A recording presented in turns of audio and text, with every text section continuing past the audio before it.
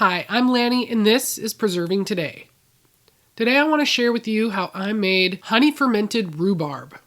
We have a ton of rhubarb in our garden right now and friends seem to keep trying to give us more. So I've found a lot of creative ways to use my rhubarb this season. I've made rhubarb syrup, rhubarb candy, and today making this honey fermented rhubarb.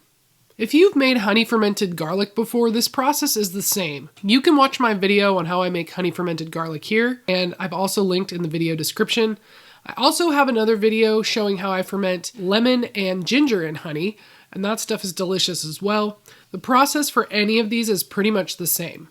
Get some nice fresh rhubarb, wash it off and dry it well. Remove any of the green leaves. Chop the rhubarb to whatever size you'd like to. Put it in a jar. Cover it with raw, hopefully local, real honey.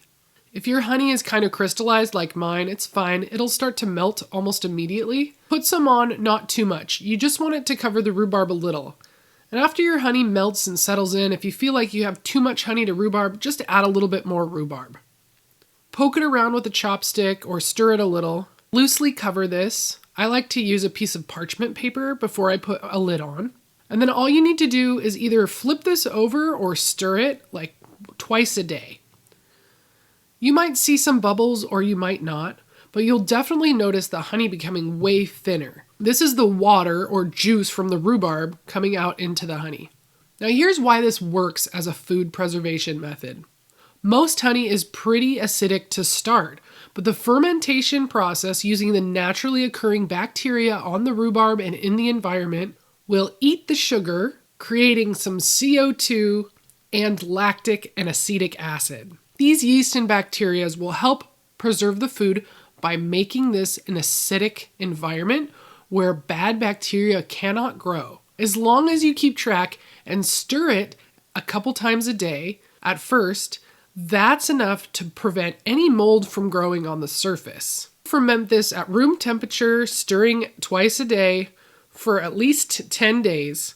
After that, you probably won't need to stir it very often, if at all, and you could leave it on the counter indefinitely, or you can choose to move it to your refrigerator whenever you're ready.